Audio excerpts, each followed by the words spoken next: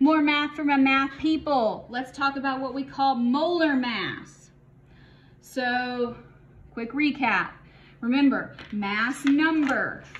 Mass number is a whole number of one specific isotope. Atomic mass, the average, weighted average of all the atoms of an element.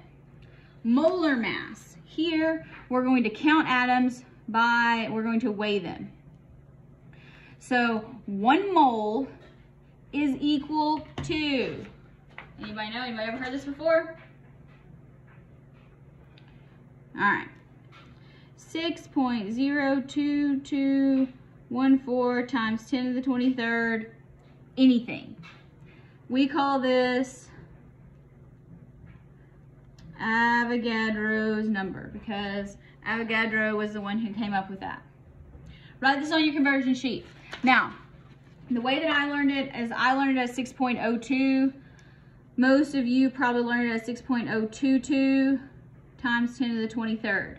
Now, a mole, which is abbreviated MOL,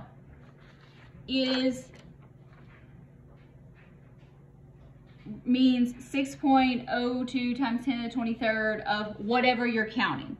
In this case, it would be atoms or particles. So, what you need to know is 1 mole of atoms equals 6.022 times 10 to the 23rd atoms. If we were calculating donuts, that'd be a lot of donuts. M&Ms, same thing. So 1 mole is, it's like the word dozen. So that means our conversion factor is 1 mole of atoms, 6.022 times 10 to the 23rd atoms, or 6.022 times 10 to the 23rd atoms for 1 mole. All right, so now this is going to say calculating how many atoms are in 2.45 moles of copper. Now remember, we work problems by units here. And so you're gonna go, well, this is silly. It doesn't take very much time at all. So start with what you're given here. Always start with something that you're given in the problem, then bring in your equalities and conversion factors to change to what you want. So 2.45 moles of copper, okay? And we want to know the number of copper atoms. All right, we want to get rid of moles of copper, so does it go in the top or the bottom? To get rid of it, it needs to go in the bottom. 1 mole of copper is how many atoms? You are correct, 6.022 times 10 to the 23rd. Great. All right. So let's see. Now, this is where you need to be careful with your calculator and scientific notation and reading things. So 2.45 times 6.022. Now, when I do this, I use, and if you have a scientific calculator, you want to use this where it says e to the 23. Now, some of you will also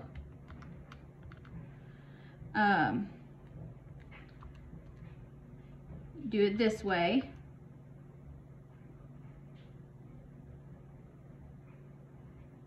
Oh, I typed my 45 in backwards. There we go. So ignore that second one. Now, do not write all these numbers that the calculator gives you.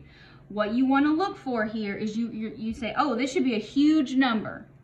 So the calculator detects scientific notation by using this E, this small capital E, which sounds weird. But, so write your first part of significant figures. So here we get 3 significant figures. So that would be 1.48. Okay, so 1.48. Do not write this whole thing. And if you write me something that has an E in it, I'm going to count it wrong. okay? Because you have to know what it means. You got to be smarter than the calculator. So here, when it has the little e, you write times 10, and then that is your exponent, okay? Now on a scientific calculator, it will show your e at, again, far to the right as well. All right, now that's atoms. So we need our units because our answer must have units. Very good. Now let's go the other way. A ring that's pure silver has this many silver atoms. How many moles is it? Start with what the problem gives you. 2.80 times 10 to the 22nd silver atoms. What does our problem ask us to find? Moles. Can we get from atoms to moles? Yes, we can. Because we know that 6.022 times 10 to the 23rd silver atoms equals 1 mole of silver. Okay, cross those out. Okay, so now 2.80 times 10 to the 22nd. Now, be very, very careful here. I'm gonna show you a couple of ways that are gonna be wrong, and this is why I like to use the E button, because it lumps it all together. So, now think about this. Is this number larger or smaller? This one's actually smaller, because if you subtract, so you should not get a number with a big exponent. So let's divide 6.022 e to the 23rd.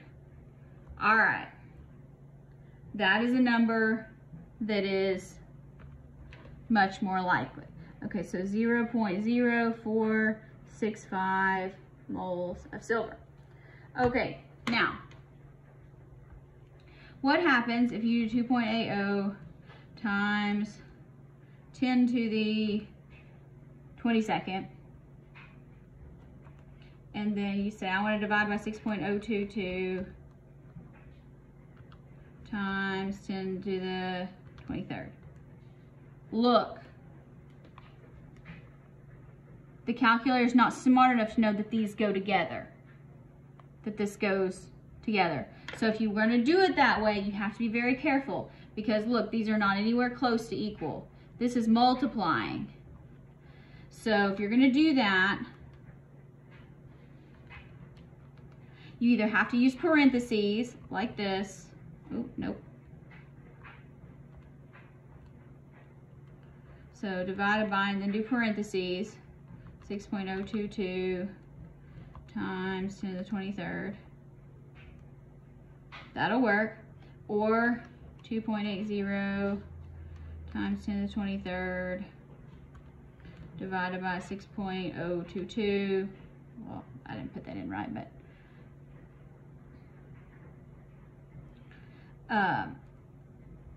and then you can divide again 10 to the 23rd. So here, let me forgot the 0 there. So you have to be very careful with when you're using Avogadro's number or these large, when you have large exponents in the denominator. Be careful with the calculator. That's why you should show me your work, because that can give you partial credit. Now let's talk about how to convert between mass and the number of moles.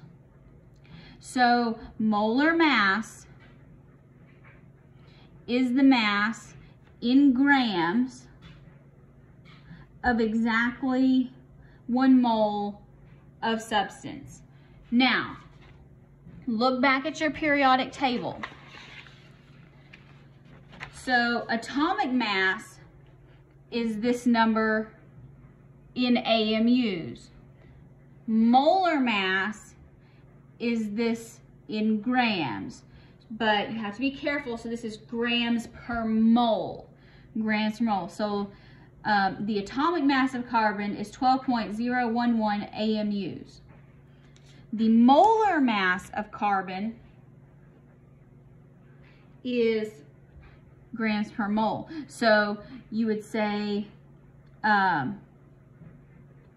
your conversion factor would look like 12.01 grams of carbon equals 1 mole carbon, or 1 mole carbon, 12.01 grams of carbon. So you see how there's a unit in the top and the bottom? So the molar mass will be written as 12.01 grams per mole if you're doing a horizontal fraction. When we're doing math, we like vertical fractions. So now let's try this. Amount of carbon in moles if we have this many grams in pencil lead. So remember, lead is now graphite, which is actually carbon. So 0.0265 grams of carbon. You do not have to memorize any molar masses. They'll always be available on the periodic table. So we're just gonna go 12.01. I usually like 2 decimal places. Sometimes I'll go 3, but generally 2 decimal places is good for me. Grams of carbon equals 1 mole of carbon. So look, grams are gone. There we go. So now, and look, we don't have to deal with Avogadro's number, so it makes things a little bit easier to manipulate on the calculator. Okay, so this would be 0.00221 moles of carbon. Or if we wanted to write this in scientific notation, 1, 2, 3, so that'd be 2.21 times 10 to the negative third moles of carbon. Both of those are the same. Next, let's try calculate the mass in grams. We're given moles of titanium. 689 moles of titanium. If you didn't know titanium was Ti, just find it on your periodic table.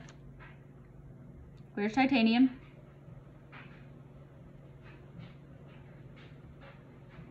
There it is. You'll get faster at it, don't worry. So 47.87 is what I'm going to use.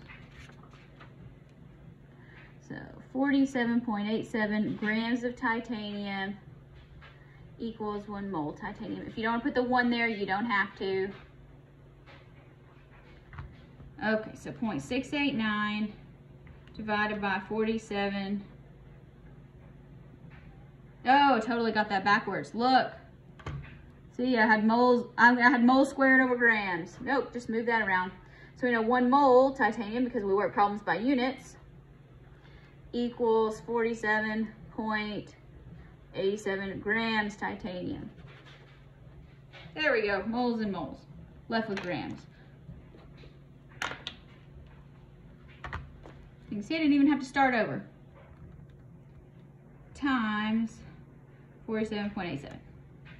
All right, so that gives us 32.98 grams of titanium.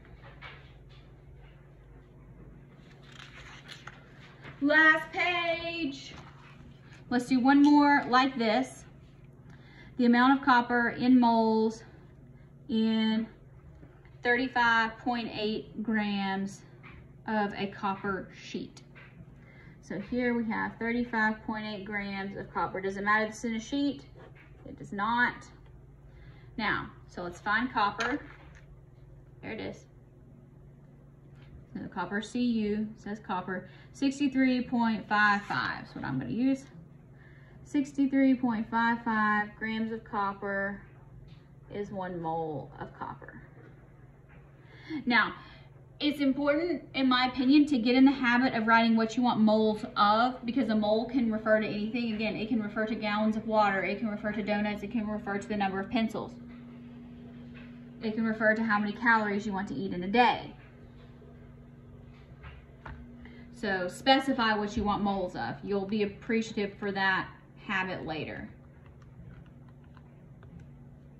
So here we have 0.563 moles of copper.